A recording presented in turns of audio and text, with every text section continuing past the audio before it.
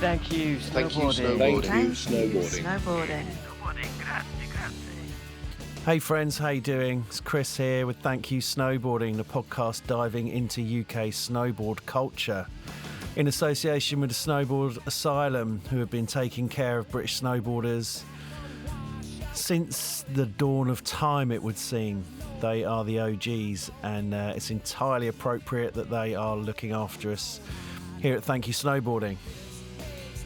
So this week's episode, Tom Kingsnorth is the man behind Transform Gloves, and I've known Tom since he was about 11 years old. He turned up as a little grom at our local dryslope, Bromley Dryslope in southeast London, and could take some shit and he could give it out, and he was always good fun to be around. He was so stoked on snowboarding. He had very supportive parents. And so I've known him for a long time, but it's been a really long time since I've last seen him. I remember bumping into him on the Hintertux Glacier. I guess he must have only just moved out there. And then again, I think I bumped into him at the Snow Dome for some event or other, but these are all long time ago. And so this is one of my favourite episodes so far, getting to chat with him on Zoom and getting to catch up and talk about old times. He's a funny guy, and I love what he's doing and the way he's running Transform Gloves. It's really interesting. He is now based out in Innsbruck in Austria, which is a long, long way from the southeast London humble beginnings. And really proud of him for just making it, knowing at such a young age that this was going to be something he was going to do all his life. And having the conviction to actually follow it through, to put himself out into the unknown and to make snowboarding his life. So just stoked for him, and stoked that he wanted to do the podcast, and it's great to catch up with him. We're actually going to meet up in Larks next week. I'm going over for the Larks Open, and he's going to be there, and I'm so looking forward to seeing him in the flesh and sitting down and having a pint with him. It really feels like some sort of circle closing on this one. So here we go. Tom Kingsnorth, let's do it.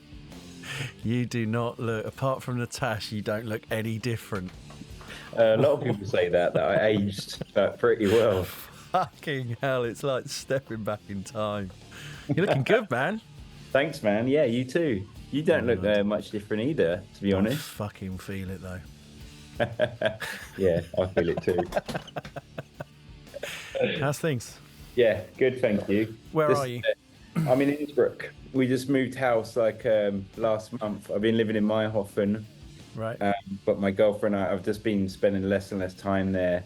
And Innsbruck's just like a real sick city, you know, and the mountains are here as well. So just spending less time in Meyerhofen and more in Innsbruck.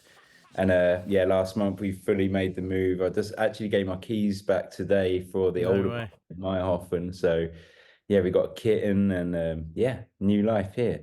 Well, Sweet. Same old life, but bit of a change. Has that been a bit of a move for Transform, or is that not really a big deal? Not really for Transform. It's a bit different here.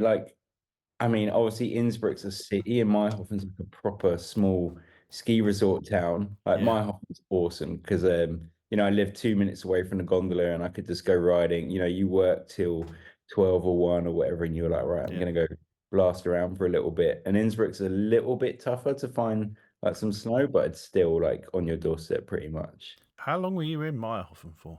Probably 20 years. Fuck, is it that long? So it was literally came from dryslope. It was one day, I'm just going to check out this place Meyerhofen, and then never really came back. So I was 17 then, and I turned 40 in March. So just over 20 years. That's so sick. I remember bumping into you. Must have been a board test, I guess, up on the glacier. Yeah, I'd literally just made. And I think you were saying, weren't you working in a kitchen or in a hotel or something? And I think so. You were proper season airing it. Yeah, I just didn't have a clue how long I'd even be there for. It was I'm just going to try and see if I can make it work. Never lived abroad before. And it was like, oh, okay. Now I'm in now I'm in this new town and I've got to kind of make it work. But luckily I had people like Chris Carr and Tim Ho, they were like looking Of out for me. course, yeah. They were awesome. And yeah, I actually got there in the summer. I did a summer season in Meyerhofen before winter because it was that SPC camp. Yeah, of course. And yeah, that was it. It was literally like straight into the industry from getting off the train in Meyerhofen, which is Why did you choose that? it was weird actually because I'd always gone on ski holidays in France and Yeah, Les Arcs and Les Deux Alpes. So I didn't really know about Austria to be honest. yeah, And then there was Onboard did that video. It was called Board Games, and it was right, VHS on the front of Onboard Mag, and most of it was in Meyerhofen. right. And wow, this place looks awesome, and the riders look cool. And I was like, right, I'm just gonna turn up there. And yeah, Chris Carr and Tim Hode and those guys had apartment. So I think my dad was like, "Oh, can Tom stay for you a bit?" They're like, "Well, how long?" I'm like, well, good question. We don't know. But I basically got there straight off the train. I remember I turned up in the summer and I'd only been to resorts in winter before. So I was on the plane and like wearing my thermals and all my like all my outerwear. And I get off the train, I got off the train in Meyerhof, and it was like Yeah, 30 degrees, of and course it I'm like, was. I'm dressed for AK. I was like, well, it's hotter than I thought it would be, just complete alien. But the first person I saw walking down the street was Peter Line, and I'm like, wow, it was unreal. Going from school in Lewisham, Southeast London, it Yeah, was like turning up, and you go to the pub there, Scotland Yard. I think I was 17. I spent a fortune my first night, but you walk into the bar, it was like walking in and seeing like Led Zeppelin and the Rolling Stones and everyone in one yeah, pub, and it was just like, wow, I've arrived. This is awesome, So that was incredible to go there at that time. And yeah, literally everyone in snowboarding was at that camp at the time. And Meyerhofen was like the hub of snowboarding at one point, which was crazy. It was yeah. sick. So Didn't I never left. onboard had their offices there, didn't they, or Method Yeah, or somebody? yeah, Onboard have had offices there, and then later Method had offices there. But I miss the Onboard offices, but like all the crew were there. They were all around, and like Transworld were there for that summer. It was Right. literally every brand, every team manager, every rider, every filmer in the business was there. It was a special time for Meyerhofen. So yeah, I never really left really, and just hold Well, on to we're going to get back to that, but we've already got a couple of things that we need to talk about. the. Which is your mum and dad. Oh yeah, wow. I mean, your dad is a fucking legend. Well, your mum's a legend as well. Yeah. I used to love chatting with her at the dry slope. Yeah, she was really cool. Like they knew that I was stoked on snowboarding, so they would just, they'd take me to that dry slope every week. Yeah. And my dad would pick me up, which is I was thinking about this, it's quite a long effort for them to go and do that, and they would be there and hang around. My dad would have a few beers, but I think they just knew that that was my future, and they Yeah, gave but me to it was go. cool the way your dad used to just, like, he didn't feel like your dad. Do you know what I mean? He'd come and chat with everyone and just be hanging out as well. It was really cool. Yeah, and he's still got that attitude. He came out last week actually. It snowed on the Friday, and he Yeah. called me. He was like, "Right, I need to go snowboarding." I was like, "Why don't you just come?" Like, because Innsbruck's like an hour and a half from Gatwick, and he Yeah. lives like half an hour away on the train from Gatwick. I was like, "We got a guest room. Why don't you just come out?" So he's 72 now. He's like, "Right, No oh, way. yeah." So he's 72. He Shit. came on the Monday and that was it, shredding. And he's going to the gym all the time just so he can snowboard, basically. Really? He is crazy. Like he's got the Burton step-on bindings that a lot of people Yeah, yeah. have now as they get older. And man, it's changed. It's probably given him another 10 years of snowboarding at least because he can keep up with me. He's fast, but it was just doing up the bindings that slowed him down with his hips or whatever. Yeah. But now he's on that. Yeah, there's no stopping him. And I always take it, a few slow turns at first, and I will just gradually increase my speed, and he'll be right behind me. Like there's no messing around with him. He's like right on it. So yeah, fair play to Yeah, man. him. Your parents, yeah, they were really cool. They really supported you, and I Yeah. think also, I don't know if it had happened when we met you. So for people listening, we rode at the same dry slope, and Tom, he's a grown up now, but when we first met, I guess it must have been after my first season, and I started going down there with Dave. Yeah.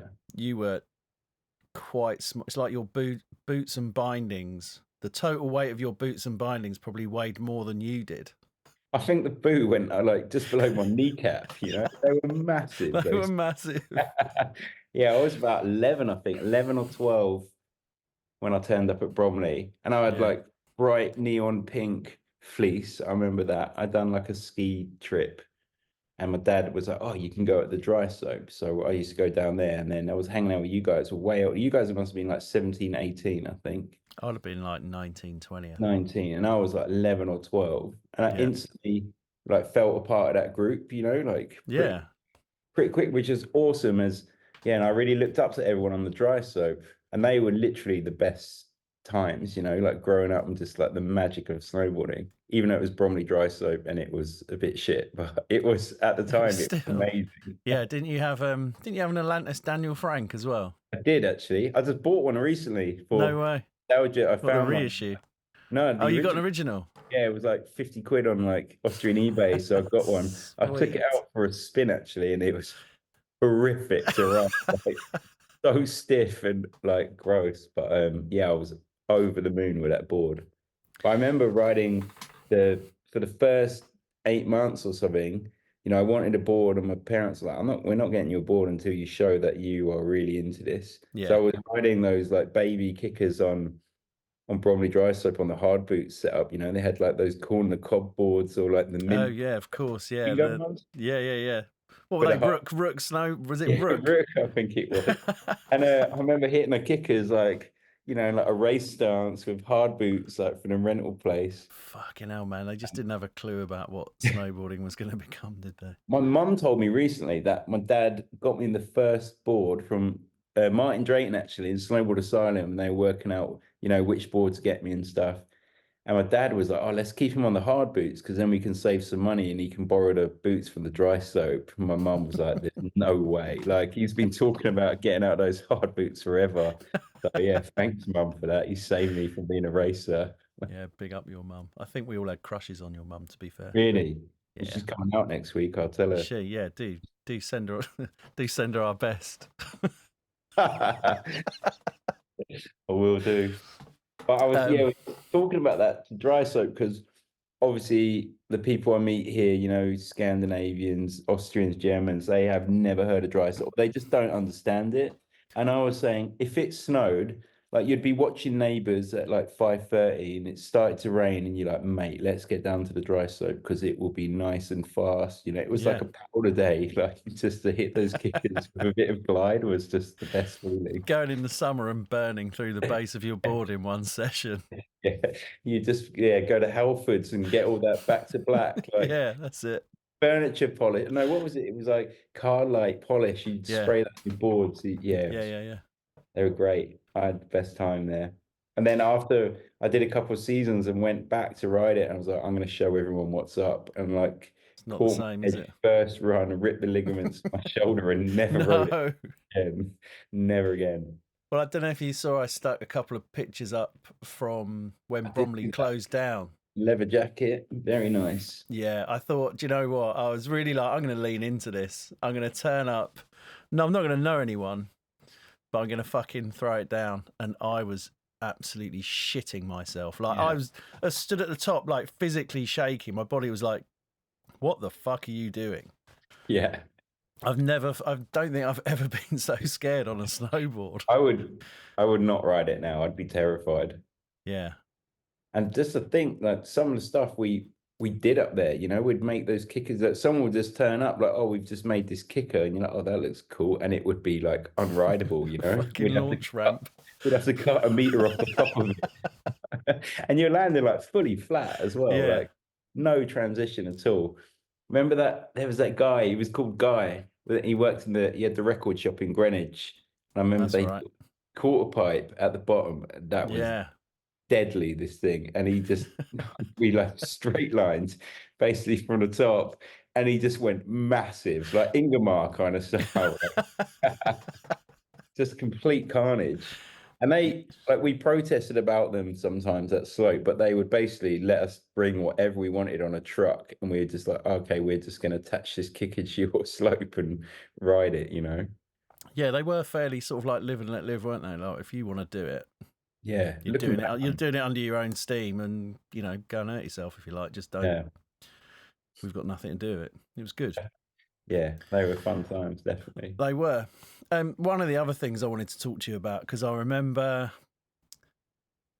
I don't know if I knew you, because you went to like a private school, didn't you? And then you got flipped out of that because your parents were worried that you were turning into an entitled little boy. I think, no, it was a mixture of things. I was like, I went there until I was about 10. And once I saw about 11, and once I saw snowboarding, I was like, what? People can just live in a resort and go snowboarding every day. And once I saw that that was a possibility for life, that was it. I think it was that movie came out, Odd Man Out. That was the one that did it for me. Right. Every other video was, Colorado or Alaska. Yeah. And that one, they just rented a van and drove out. And I was like, well, I could rent a van. I could go to the Alps in a rented van. And then I was like, oh, that's actually like a possibility that I could do that. Is that when your parents decided that paying for an education might be a waste of money? Really out the window. So they sent me to, the local school. Mate, what a change that was. Like going from that one school to that one in Kidbrooke, Thomas Tallis it's called. Jesus Christ. Yeah, it was right in the middle of the Ferrier estate, it was called at the time, which was quite a notorious estate in South London. It is, yeah. Well, it was. It was, yeah. A lot of naughty characters there, so I knew I'd have to adjust like, pretty quickly. So that's why I had the old classic bowl cut my mum would give me straight to a skinhead, I think, within a week. I just blend in a bit. Mate, yeah, that was definitely an experience going there. But it's a way, because I think that gave you, like, because you fitted right in with us. And obviously it's just the classic, everyone's giving each other a bit of shit. Yeah. But even at such a young age, you could you were in the mix. Do you know what I mean? Like you had humor in, you had some humor going for, you know what I mean? You could cut people down and it sort of worked. Yeah. I think I've carried that through. Like I've tried to soften it a bit from back in the day, but yeah. Definitely have that still. I think that's like a South London thing, maybe going to football or something. But yeah, my mum's very witty like that. So I think I get that side of my personality from her. Yeah. That it was definitely a good move from them at the time. I was like, oh my God, I'm going to be in trouble here. But yeah, I had to adapt quickly and I didn't have any drama, which was good. I mean, it could have crushed you easily, couldn't it? But it probably made you more. And possibly gave you the impetus to kind of be like at age 17, just be like, well, I'll go to Europe. What's the worst that can happen? Yeah, exactly. And because my dad, like he's a photographer since the 60s, and his brother's like a woodworker, and his other brother's a metal worker, like very traditional jobs. Yeah. And he was, I'm going to he's from Kent in the countryside. He's like, right, I'm going to move to London. I'm going to be a photographer. And his parents are like, what's that? But they were like, oh, you should go for it, and try it out. Yeah. So he was very like open. He knew that snowboarding, well, we'd been riding together and he knew that it was like a good thing, He was like, you should do it. Like, what have you got to lose? You can always go back to school if it doesn't work out. So yeah, I left with, didn't even do did my GCSEs and then quit like first year before A levels. Yeah. I remember I got out there and I saw Simon Nicholson, I think, and Simon Nichols, and he was like, Simon Nichols. Yeah, he was like, mate, what are you doing? And I was like, oh, I'm going to be a pro snowboarder, which I obviously wasn't. But, at the time, you're 17, whatever. But yeah, I found my way, thankfully. I mean, that's incredible. I think like possibly me and you have got, like, that's one of the things I've realised that we might have in common is that I'd want to get out of here. Yeah. And kind of snowboarding was the sort of mechanism by which it was like, right, that can take me somewhere else. Yeah, exactly. And I've just met hundreds of people that have had the same thing. You know, they're like Right. snowboarding cool. I'm going to move to Innsbruck. Innsbruck's a big hub for it as well. A lot of students here that Yeah. pick Innsbruck as a town because they can go riding. And yeah, I think snowboarding is just such a good opportunity to not escape, because it wasn't really escape. It was just to explore different places really and Yeah. meet people on the same mindset as you. Which, you know, at my school at the time, there was no one who was snowboarding or whatever. There was you guys in Bromley Dry, so obviously on the same path, but a lot of people Yeah. had jobs and stuff, and I was free to do whatever really. So I took the opportunity and went for it. Because you already knew Chris Carr and Tim, didn't you? Because you used to Yeah. appear up at Beckton a bit as well when that was a thing. Yeah, I used to go to Beckton. So it was Chris Carr and yeah, Tim Hode. Chris Carr was like legend, you know, he was like so good back then as well. I just remember thinking like he was like amazing. So the chance to stay with him was crazy. And then it was Gary Greenshields in our apartment as well. Oh, right. Yeah, and I'd only seen him from the magazines, and he was like, whoa, like next level, you know, because he'd be in Snowboard UK and had a checkout or something. Yeah. It was those guys and the guy Andy Irvin, who was right. They were all riding for. I think Chris was like the Convert team manager, or Tim Hode was, but they were all like Right. riding for Convert, and they were all like filming and taking photos and stuff. So they really took me under their wing and showed me what was up. Really, I don't even think I paid rent that summer. I think they just kind of looked after me.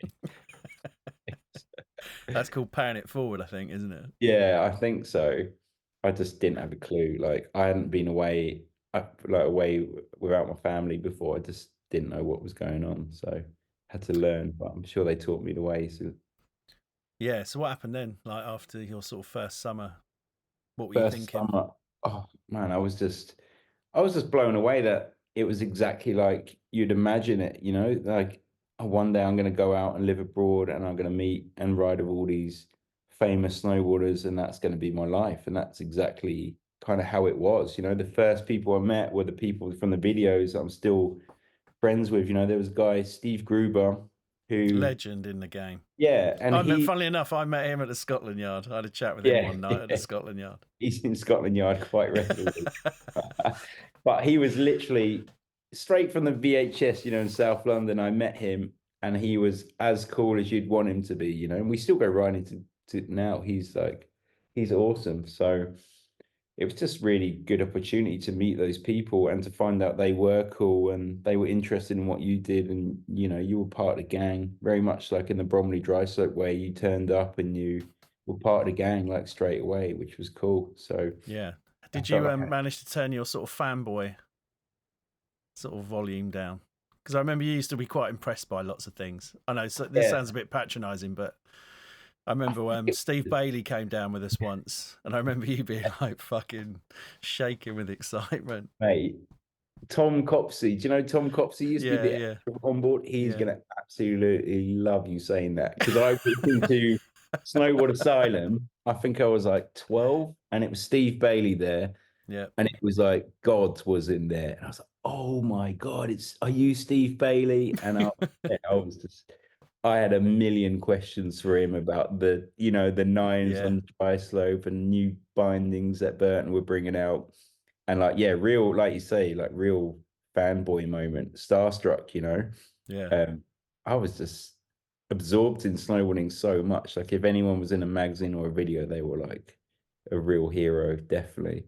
I think it took I think probably a few weeks into it, you get used to it, because you're just, and now I don't even think about it. Sometimes if you meet like I get it sometimes if you meet someone, a legend from the past, you know, like a proper legend. Who would you have to meet to be frothing?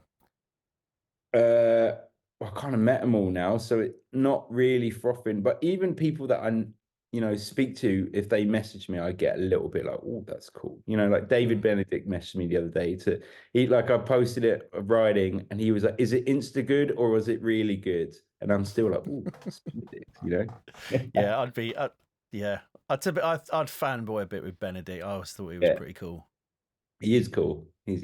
So I do get that little bit sometimes, not so much now. When you got someone good in your phone, do you know what I mean? You look at it and you say, that guy's in my phone. Yeah, a couple actually with Pleasure magazine has been good. Like you do a Zoom like this for the interview, and you're a bit like, whoa, that's cool. But yeah, less. What are you now. doing for them? So I am the editor. So it was in German forever, like 30 years or something. Yeah. And 2 years ago, they were like, we're going to bring it into English as well. So I'd always looked at it. I'd never really bothered to read it, which sounds terrible because it was in German, but I How just is kind your German? it's all right, actually. Like Yeah. I can understand it. It's yeah, it's probably my girlfriend's probably listening at the door, like my head. But I can get by, you know. Like Yeah. I feel like I'm never gonna be fluent at it, but I can go to the dentist and speak in German, or I can go to the tax office and speak German. My grammar is terrible because the grammar here doesn't seem to make any sense to me, you know, like Right. Yeah. but yeah, I'd say I'm all right. I understand pretty much everything. Like if I could be in the car listening, so if someone's mugging me off, I know what they're saying secretly. But, I'm not going to go and do a lecture in German. Let's say No. that. But No. yeah, So you're helping Tan Pleasure in like just. yeah. So now it's in English, and that's why they hired me. I was doing my own website called Pyramid Magazine, Oh, of and course. Yeah. I forgot about that. yeah, so that was basically Pyramid. Well, I don't know where to start with this, but yeah, obviously I was going to a lot of events and I was paying it out my own pocket, and I was like, this doesn't make any sense. Like these people are getting paid to do it. Hmm. So I'm just going to set up my own website, talk about my mates, basically talk about events, and hopefully get invited to these events. And that's exactly what happened. And through that, I really enjoyed, yeah, interviewing friends and talking about stuff that I liked with snowboarding, and that just Yeah. kind of progressed. And yeah, Pleasure asked me. They said they're going to do it in English. Can I join them? And yeah, it's been great. It's been really cool. Like lots of travel and talking to good people about projects they're doing. It's just nice to be in the scene. And I like talking about friends. Like if they're doing cool stuff to just to make articles in print is just a really nice feeling. It's So just it's the still being whole, printed. yeah, still being printed. We do 4 issues a year in German and in English. It's the same mag, different text. But yeah, it's going well. And since it's been in English, it's doing really good. Like we're getting new subscribers in the US and all over Scandinavia, and Oh, people that right. maybe have never read it before are just picking it up. And Yeah. it's a nice size. It's like almost like a coffee book style Yeah. magazine, you know. So it's like a nice object to have, and yeah, it's good to be a part of that. Definitely. So what did you do in like the years in between turning up in Meyerhofen and starting Transform? I would literally do nothing in Meyerhofen. I would just go snowboarding every day, and I would go back to Snowboard Asylum and work there in the summers.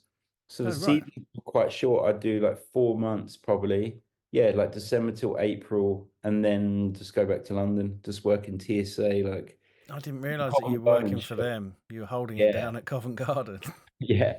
I think everyone in the snowboard industry has worked at TSA at one point, you know, it's just Definitely at the ski shows. definitely the ski shows. Oh, Fucking hell, don't I put miss some those time in days, there.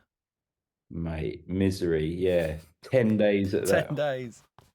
That was a long stint. That, It's like the yeah, weekends all right, but during the week, during the week, it's yeah, just just deadly. long days, weren't they? And then long nights as well. You'd always go and send it. Was it Yeah. the what hotel was it? Was it we'd always go and send it at a hotel like The Hand and Flower, that was the pub across the maybe road, it was wasn't it? that. Yeah, I worked there with Elliot Neve one summer, which was crazy. Well, you know what he's like, just getting into just dangerous situations the whole time, like let loose, you know, Yeah. 17, 18. I remember we'd go out once, we're going to some party, and there was a shoplifter in this local quickie mart, and then next thing you know, like Elliot's chasing him down the road and they're full on fighting in the street, and wow, it was always an adventure with him. I was actually in there when September 11th happened. It was like my second day. Oh, shit. Yeah, it was on the other side of the road from where it is now. Remember they had that small little entrance point, Yeah. and I think 32 had just delivered all their boots. So we were like working out where to put these boots in the shop. And they were like, right, put on a video at the front, put all these boots behind.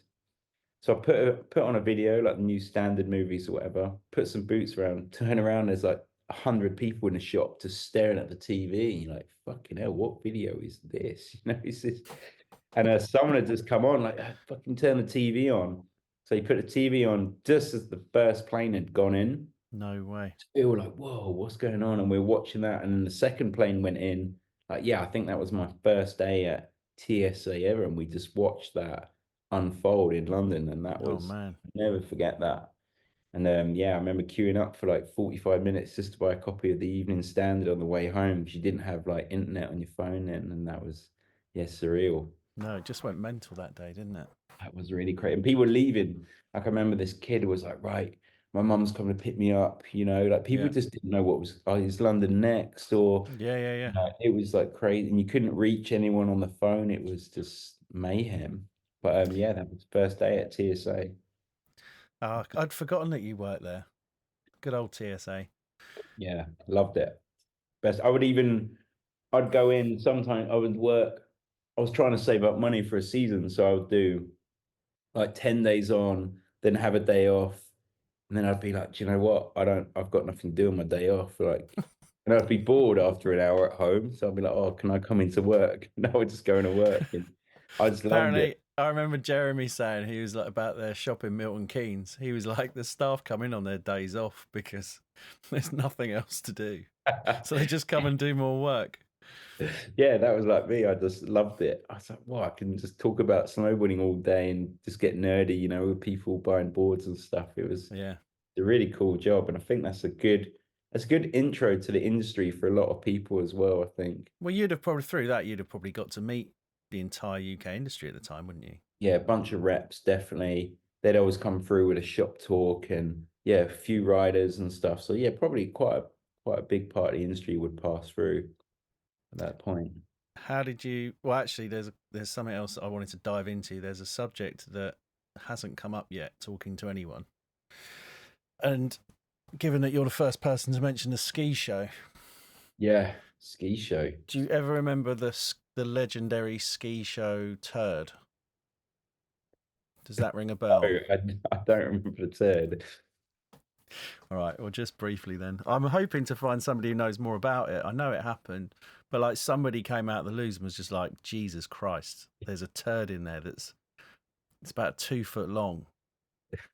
And I think somebody took a picture. I think it may have even appeared in White Lines one issue or whatever it is. But I just remember this, like, out of all I think I did the ski show probably about 5 times. So like 50 days Yeah. over What? 5 years. Do you know what I mean? And just pretty much one of the only standout memories I've got of it was like the whole hall, everyone that worked in the whole place was like, Yeah. this rumor about this massive turd kind of went round.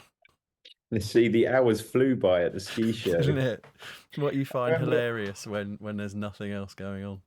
I remember I did the one in NEC Birmingham, and these guys came up, and they were big guys, like quite fat guy, well-rounded guys. And this guy was trying to buy this board, and it was like a 137. But it wasn't like when people riding like those twin tips, like times had moved on. Yeah. And I was like, mate, you should be on like a 164 or something. And this Brummy guy was like, what? You don't know what you're on about. You don't know what you're on about. And they were all having a laugh. And Jeremy Slickton just come over and he's like, this guy here, pointing to me, will ride more in one season than you will in your whole life. So fuck off. And, and he like fully had my back. And I was like, mate, I brought that up with him recently. Like, you didn't remember, but yeah, I all did. Yeah, had my back there. So Oh, fair play. Fair play. So let's get into Transform then. yeah, Transform is your company that makes what? we make gloves, mitts, few jackets and apparel items, but gloves and mitts are basically what we're known for. And yeah, it's good. When and why? I started, do you know what? It was coming on to not really knowing what I was doing with my life. Like, oh, I can't work in a snowboard shop forever. I remember I'd go home and apply for jobs. And it turns out, knowing the difference between a back nine and a cab nine isn't that helpful in the working world in London, which No shit. surprised me. Like, I was gathering all this information, which I thought was invaluable, but Yeah. turns out it isn't. And, I remember I think I'd go home and stay with my parents for like a month or something. and I went to the job centre in Lewisham, which was like eye-opening, really. My And they were God. basically like, on paper, you've done nothing. Like Yeah. you've done your GCSEs and you've literally done nothing. And these are the jobs that are open to you. And it was like, washing dishes in a pub, but I'm not sure if you're qualified for that. You're like, wow, that's Yeah. really eye-opening. So, and at the same time, I remember like for some reason, gloves just weren't that good. Like you would buy, I remember buying a pair of mitts and they were like 80 quid or something, which was quite a lot of money back in the day. Like if you're doing the seasons, and I was freezing in them and they fell apart. And Yeah. I remember I reckon I could do better than this. So how'd you And go about making a pair of gloves? Like, where did you start? just Google. I was just Googling for weeks about factories that could do it, would have the minimums. And I found this factory in China, and I basically sent them the worst sketch on Photoshop. Like, oh, I just want to make this. And I remember there were people in my Hoffman like, oh my God, this guy thinks he's going to set up a glove company like this. And there were people laughing at me that I couldn't do it. And I think that spurred me on. I was like, well, why not? Why couldn't I do it? Like Yeah. Burton's one guy, or, you know, this is one guy. Like, why could I not do it? And I think, yeah, we made like 100 pairs the first season. But because I had friends in the industry, like Tom Copsey from Onboard and stuff, Yep. they were already promoting it online, like new glove company coming out. So there was like hype around it. We had a team of riders. That was mad. Like we had a team of riders. We had like a few mags like Method Mag and Onboard were like this new glove company's coming out of Europe before I had a fucking clue what I was doing. I didn't know, the pricing or like the anything. Yeah. So I was like, oh fuck, now I've got a company. I have to try and Now learn you how better do it. to do this. Yeah, you better do it. Yeah, so that was it. It just kind of snowballed from there. I think, yeah, it was like 100 pairs the first season, and just giving it to friends that were wearing it. It was pretty recognizable the first season because it was like a white leather glove and it had transform in neon green letters across both hands. If you did that, it spelled out Yeah. transform. Is that a conscious? Because I guess that was social media a thing then. So like, obviously, to make something instantly sort of recognizable. Yeah, it was. It was it's actually called the photo incented glove was the There you first go. one. And it's still called that now. Like Yeah. it just worked, even though the logo is definitely smaller than it was. Yeah, it was just I think there was that website snowboard.com when I set it up. Do you remember that? It was like No. MySpace before, but it was MySpace for snowboarders. Right. So I don't remember this. No. hey, it was literally like MySpace, and you'd meet girls at a bar, and you're like, oh, you on snowboard.com, and you just slide into the DMs or whatever, and it was cool. Like you just like network with people all over Europe on this platform. And that was the Sorry, it's first. just the phrase sliding into DMs just kills me. I don't think I've ever slid into anyone's DMs.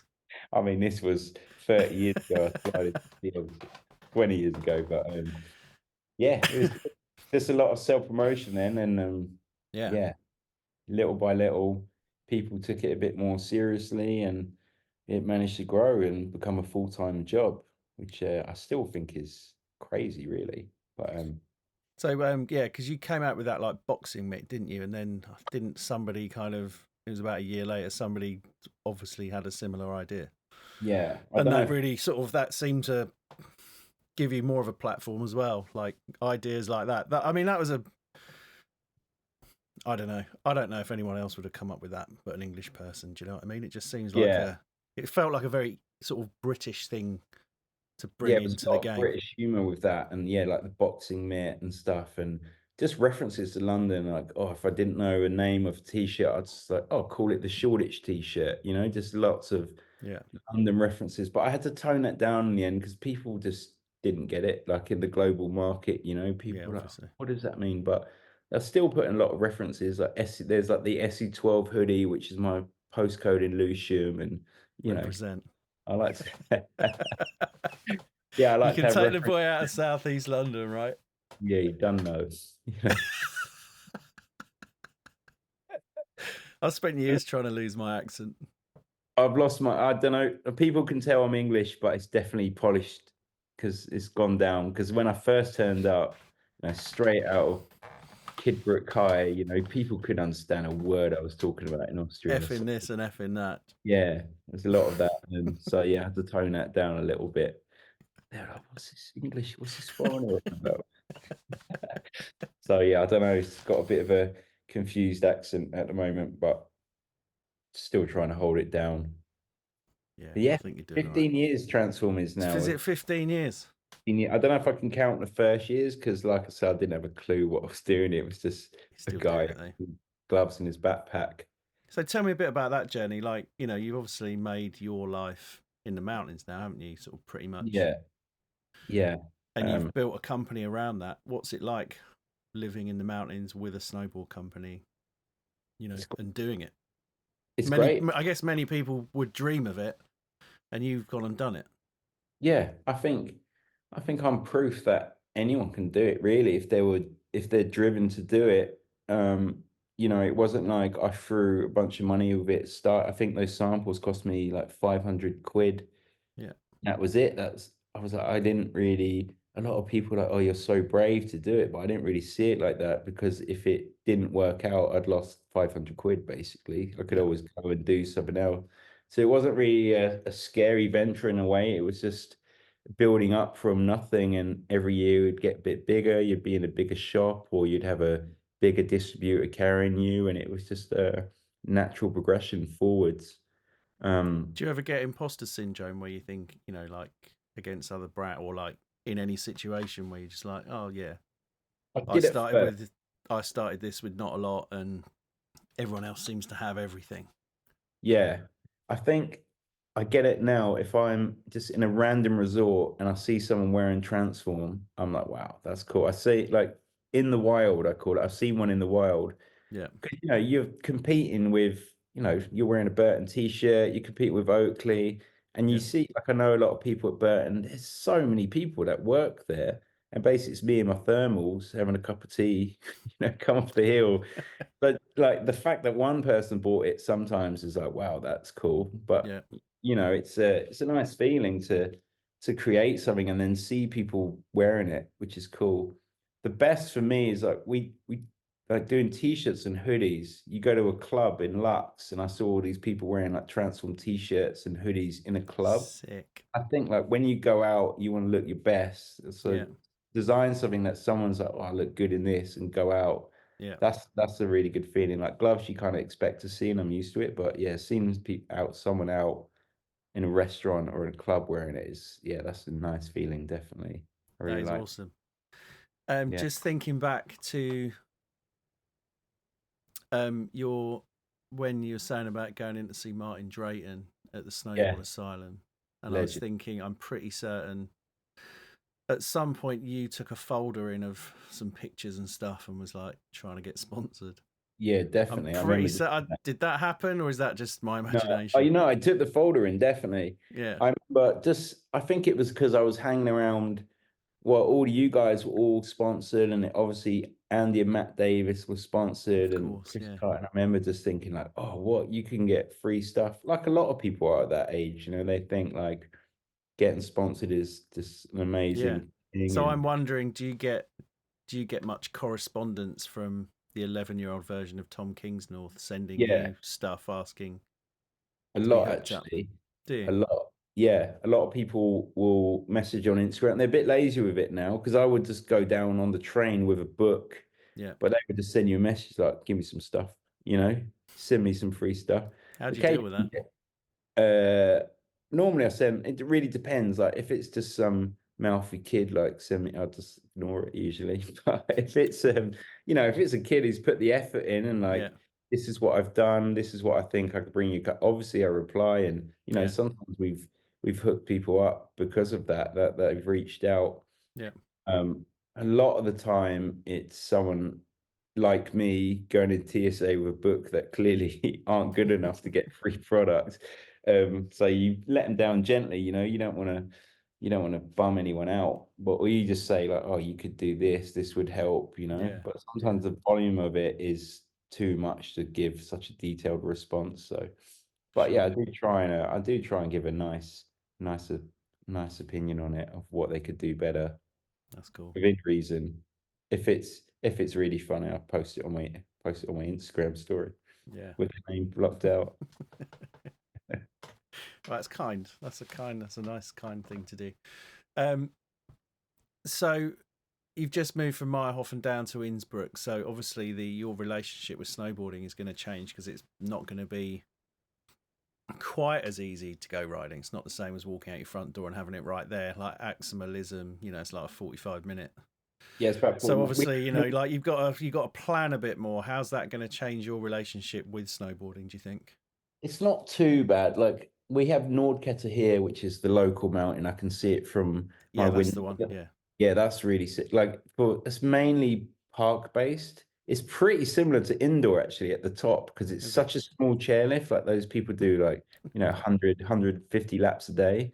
Yeah. But I was worried about this because I've never ridden it to the bottom because you can ride it all the way basically to Innsbruck. Yeah. Now we've had such a good start to the season, it's open, so you can Right. actually ride through. So yeah, we've been blessed with good snow. So I'm gonna actually go up there tomorrow and discover it. So I think I'll be fine actually. Once I know some lines I can take in a hurry to get some powder, I'll be good, I think. Is it still got the same appeal as it did when you sort of first turned up in Meyerhofen or when you were riding dryslope? To go snowboarding? Yeah. Yes and no. I'm definitely more careful about the days I go up. If it's flat, light, and icy, I've got other things to get on with.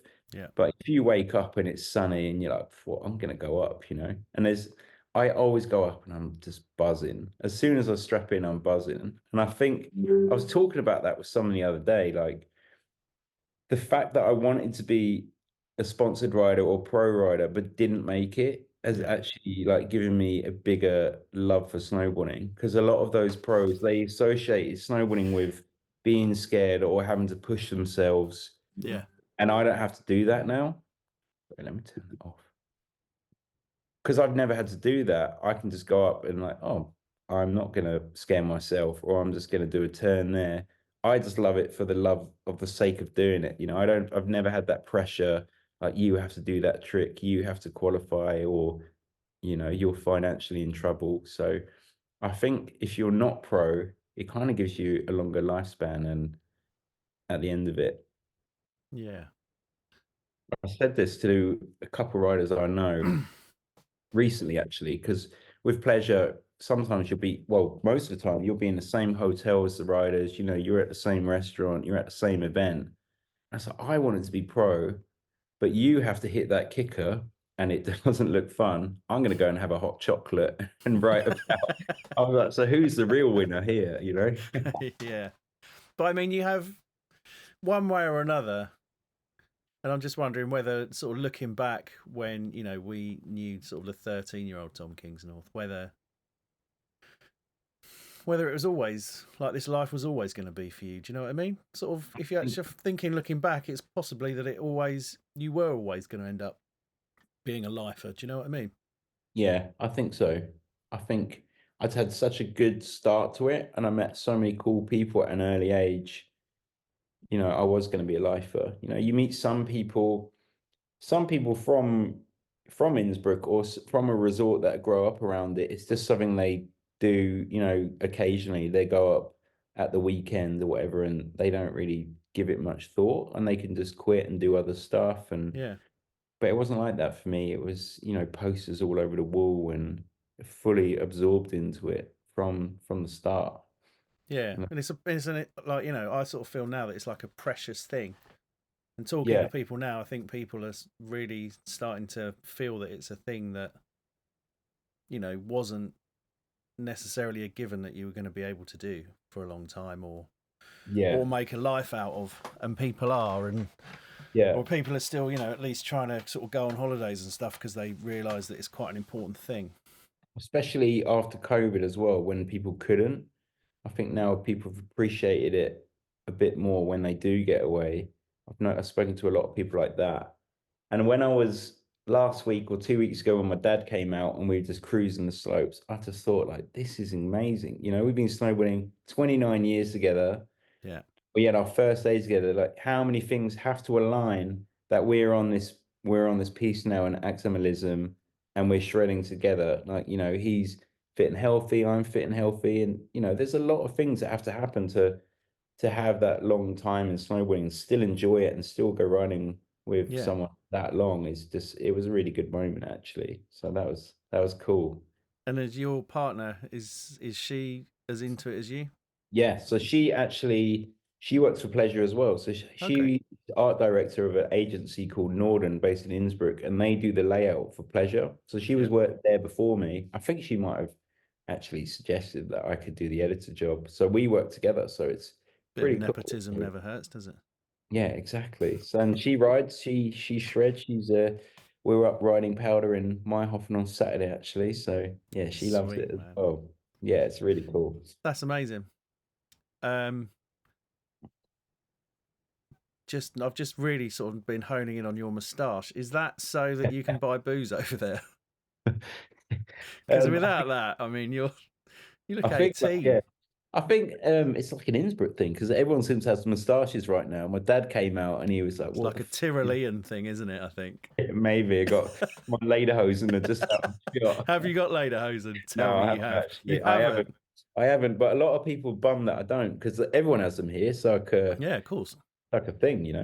But no, I've never owned a pair. I feel like I'm not authentic enough to have a pair, Oh, but mate, with that tash, you're looking good. I fit You right in. definitely. They're expensive, those lederhosen. They're I not bet they cheap. are. I bet you've got Yeah, to oil them up every so often as well, yeah, you haven't got to you? tan them up, nick wax, probably. No, I'm not coming out tonight. No, I'm staying in and oiling up my lederhosen. I'll Yeah, wax right, my Tom. hands. No, but they're like a antique item, it's not like you go down the shop, they're like handed down like old antique item there. Yeah, it's quite a nice tradition that they have that outfit. First, I was kind of laughing at it when I first saw it, but it's quite nice that they have that kind of. We don't really Oh have that man, UK, do we? Have a tracksuit like fucking Reebok classics. yeah, Reebok Nike Air grey tracksuit, but we don't Yeah, have like a lederhosen. Like Norway got the same. They have their Norway Day, and they all dress in the same like traditional outfit, and it's awesome. Yeah, we don't really have that. no, I guess the Scots have it with a kilt and that bag, but yeah, we yeah. don't. It's just England, isn't it? Sort of England. What does it stand for? Do you miss England? Yes and no. Like I like going back. Like when I go back to London, obviously I love it for Yeah, like a few weeks. But I just don't want to live there. Like it's awesome to visit, yeah. and I can see why people do live there, but my life is here and I like being in the mountains a lot and yeah, just love it out here. So definitely it's not it wasn't easy moving here at first, being away from family and stuff, but Yeah. they understood and yeah, my life is here. But definitely love London a lot. And what can you see for the future? Like, have you got any? I don't know. Immediate Where's transfer? Well, like plans with transform and sort of personal plans. Like, what's left to do? personal plans. Well, a lot more travel. I'm going to go to Canada Oh, over you're for the yes, of first time. course. You're fucking Yeah, going to Baldface, aren't you? yeah, I'm going to Baldface How for have you pleasure. wangled that for with the magazine?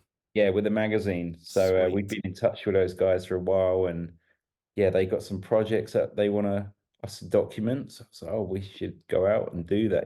Kind of Definitely should. yeah, kind of winging it. But yeah, so I'm going to go there, which is yeah, mind blowing really for me because that's sort of bucket list for anyone who wants to go snowboarding. And I don't know many people that have gone there, just either super pros or real high people up in the industry. So that's Yeah, going to Jeremy's been, hasn't he? I as think. a yeah, a Yeah, I few think so. people like Lizzie from Burton's been. She's got some funny stories from that. Like a Oh, couple. good, because we're gonna have her on soon. I think. Are you? Oh, Yeah. Lizzie, yeah, Lizzie and Dan, best. You got to have them. You got to have them on as double act. Really? Yeah, they're great. I think some of my favorite people in the industry. Like you say, Oh, that's they good to know. look out for you, but you give each other shit, as soon as you see each other. And that's one of the special things about the British industry is that, you might not see someone for 10, 20 years, but you're like, what the fuck's that moustache on your face as soon as you see someone. But no one else in the world has that. Like No. my German girlfriend is, oh, you guys are so rude to each other, but we're not. And that's kind of what makes the British scene so special in a way that we have that kind of piss taking mentality. I love it. Do you feel part of like the UK scene Yeah. and the industry and stuff? Yeah, I feel like you're never out of it, really. Like once you're in it, you're never really out. Even if you don't see those people that often, like you can go to a board test and it's the same characters and you just know everyone. And yeah, I really like the UK scene for that. There's just so many cool people in that scene. Yeah. All the reps, all the riders. Yeah, I just have a connection with them. Definitely. I feel more part, funny to say, but I almost feel more part of the British scene still than I do like the German scene or the Austrian scene, Right. even though I spend a lot more time with those guys. Like it's Yeah. just a different kind of bond, really, I think, with the British scene. And if punters want to check out Transform, and if they're in the UK, where can they go? They can go to TSA. TSA have it online. Great. Route One, yeah, and a few other shops. So yeah, or transformgloves.com. Sweet. Represent. I feel like we could talk about those dry soap days more, like the fancy dress and fucking mental, wasn't it? It was People, mental. yeah, good time beckoning out to all those like kids here, like how much your board worth, mate. Do you remember that kid at one of the first? It was the Beckton Outs comp. I think it was the first time like Red Bull got involved, and some scally kid smashed about 10 cans of it. It was like literally bleeding out of his eyes. Like his eyes were like totally red. And I remember kids with those red and white bollards you'd get, and they were standing on them because they were slippery on the dry side, and they would hit the kickers, like no binding, anything, just go sending. And mate, that Betton, I remember you'd get the graze or little cut, and it would be all that stagnant water in your arm. yeah, Mate, that was, I'm surprised no one lost a limb on that. Just well, there just aren't any dry slopes There around aren't. London anymore. I think it's Hillingdon's gone, hasn't it? I mean, Hemmel's turned into a snow centre. I'd rather ride dry than those snow centers. Really? It's just not the same. It's just that horrible snow that I avoid in the resort. I think dry slip was more potential for fun. It was just cool until you got older and more sensible. But at the time, I remember the fashion was like, my dad was talking about this, that the fashion was just to land, like, even if you landed on your butt, to try and stand up as quick as possible, make it look like it didn't completely fucking annihilate yourself. I remember I'd get off PE. Fucking pull your ring piece apart. Yeah. Here we go. I'm going to show you a picture of my phone. Hold on a second. Let me find it. I found some old pictures from that last night at Bromley, and I sent myself one that was Not of your ring piece, is it? No. I'll save you that. Here we go. Just things that sum up. You ever speak to those guys like Toby? I saw Toby actually, like a couple of years ago, randomly at Amsterdam. I bumped into him at We Out Here, that festival. Oh yeah. What about Dan and Simon? Remember them? Simon Moore, was it? I do remember him. I haven't seen or spoken to them in years and years. Here you go. Have a look at that. Oh, what is that in there? Finger. No. It's nothing in there. It's just the fucking bristles. Oh, great. I remember when you'd buy a new jacket and you'd want to look flash on the dry soap, like a snowboard jacket. People are like, what the fuck are you wearing that? Yeah. I look good. Yeah. And it would be like, fucked, wouldn't it? In like a session, completely It's just, you like get a brand new board and take it down there. It's like skate shoes. You're like, I'm not going to skate in these. I'm just going to wear them. And then you're like, oh, I'm going to try and skate in them. And then they're trash. That instantly. The same with a snowboard. You're like, oh, I'm going to save this for snow. And you'd save it for like 2 weeks and then you'd ride it and completely destroy it. Thing is, everyone, like, you couldn't afford 2 boards. Do you know what I mean? You could only afford one. So you got the one you wanted. Yeah. And you had to ride it. That was the beauty about dry set, though, how cheap it was, and you'd get all those characters because it only paid like a tenner for 4 hours, and there would just be people that could probably never afford to go to the mountains, but they would go to dry set every week, and some of them were sick, but they could have probably made it as like good riders if they'd had the opportunity to. But it's just how many dry slopes there were as well. Like, around London there was Hillingdon, Beckton, Bromley, Hemel, Chatham. That one, like, just within that quite a small area, there's groups of people at each one, and there's that all around the country. But I'm guessing most of them are shut down now. Yeah, it's great, and that scene. like same in Netherlands, they had all the indoor slopes and they had like such a big scene there. You'd go Yeah. and there'd be hundreds of kids like every week. And now they all died out that scene. Like No, they just, really. yeah. I heard the same in UK that people just don't ride it anymore. Don't know what happened there, but I don't know. Well, I guess that was part of doing this really, is try and sort of bring some, bring it alive again, help yeah, try and sort of reinvigorate and sort of inject some of that yeah, magical dust that we had back then, try and sort of inject some of that back in, because all you see on TV now is competition snowboarding. And is that what people are hyped on? The hype is doing it, isn't it? Because that's the fun thing. yeah. It's now at such an insane level that is it relatable? I don't know. So that's what I'm trying to find out, really. Yeah, I see that a lot on the. We can put all this in as well if you want. Yeah, totally. Like that. I see it on the UK Facebook group. It'd be like, oh, this guy's just landed at 18. Nothing over a back three should be allowed. And I've refrained from joining in on that because I'm like, chill out. Like that guy, he can still do a back 180 and he can Yeah. do it better than fucking Jamie Lynn can. He's just not going to win a contest doing like a 180. Do you know what I Yeah. mean? Like, he can do front freeze better than you ever can on, hill ends or Anything. anything. It's just he's going to do an 18 that day. You don't have to do him as well. It's Yeah. not like you And have to. that isn't all of snowboarding. That's Yeah, it's such a Billy Morgan used to get so much hate for that. did And he? he's like, I just like to go out with my mates, get drunk, and I like to flip on my snowboard. And like I felt sorry for him because he'd tell me that he'd go to events and he'd see riders that he like really looked up to, and they're like, "Oh, he's a kook. He's that flipping kid or whatever." And he's rad, he's super cool. But he had that kind of because he was doing those flips, people like judged him for it. He's like, he can still ride like super good. He just knows how to win a contest. I mean, he got a fucking Yeah. medal from it because he Yeah. did. Where's your medal? Yeah. See it And on like, Facebook. I don't know, sort of for me, I don't know that Olympics it certainly doesn't represent 90% of snowboarding. But if you're in it and you want to make Yeah, a career, an Olympic medal is going to fucking help set you up for the rest of your yeah. life, isn't it? And that's what's changed about snowboarding now. It's not like there's so many good riders. Like everyone can ride as good as everyone, basically. They don't have the choice to like, oh, I'm just going to go out and film this video part. Because if you don't have that personality that's going to sell products, you're not going to be, it's not going to come across on film. You have to have a personality as well. Yeah. So they're kind of forced to do those contests so they can go riding, and that involves going to FIS contests, which a lot of people hate on, but they don't really have a choice. If they want to go snowboarding, that's it. And some of them branch into videos later, or some of them do well out of contests. But yeah, I feel it's harder these days to make it as a pro. You have to do that contest circuit Are you cracking the whip with your riders? a little bit sometimes. Not really. Like before, it was way more contest based.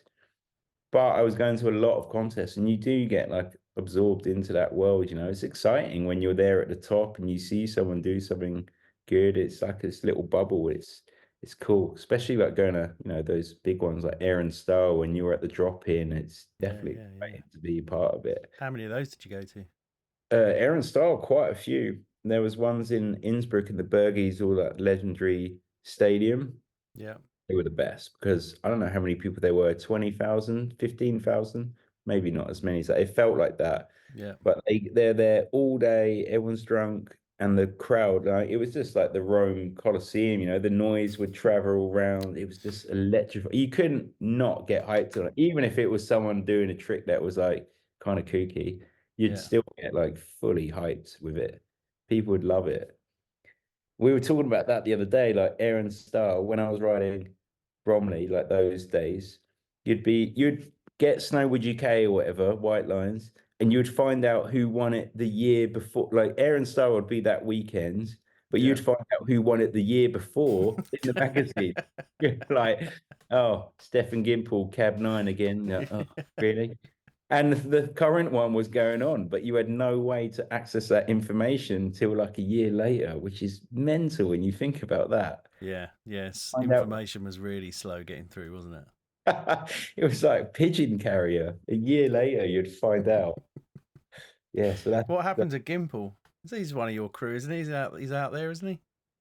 I haven't seen him for a while. He's a photographer now, I think. Is He's he? like good. That's quite a common thing for like pros to transition to photography. So yeah, he's a photographer, I believe. Okay. Still probably killing it, See, that's a name that sort of didn't quite achieve legendary status, even though he absolutely smashed it, didn't he? Yeah, he's from Leo Gang. I remember I went through there, like when he doing well at Air and Style, and there were posters of him everywhere. Like Really? local hero. Stefan Gimple is from here. So yeah, if you're from Leo Gang, he definitely probably is a legendary status. But if you're He from eats for free in Leo Gang. yeah, yeah, it's funny that little bubble. Like if you go to some countries. Or yeah, you'd just be with a rider, and people come up like, "Oh my God, it's you!" Like I was with Steve Bailey, and you Yeah. realize in their country they're massive, like big, big names, especially like those Norwegians and Finns and stuff. Yeah. I went to Helsinki, and this rider we've got, Eni Rukiavi, she's on the shop, she's photos of her in the supermarket, No way. like posters of her, and you're like, "What are you doing up there?" Yeah. Imagine you're not going to see that you're not going to see Danny Wheeler in Tesco's, It's No, we'll just. tell you, actually, do you not remember? I don't know if you knew about this, but Dave was on the front cover of a CD called Snowboard Generation that had I remember posters that, all up in yeah. HMV and stuff. We were talking about that the other day. At the Glades. I mean, amazing. Like, not Yeah. many people got that. Yeah, exactly. Things like that were amazing. I was in Dryslope magazine once. I think my name was in it. That was pretty. I've got some of them. Have you? Yeah, up in the house. I I'm mean, going to try and find it. it's that one for the Bromley comp, and I always talk about John Weaver because I was Oh, like, that's right. Yeah. I've seen yeah, that.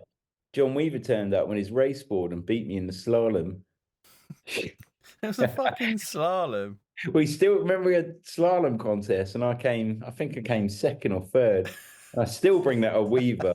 Oh, you're going to bring your race board, are you? Like, so got your an old angle, pair of mega flexes or something that you're going to get out. oh, positive angles coming out. Yeah, Beat the 45, local 45. hero.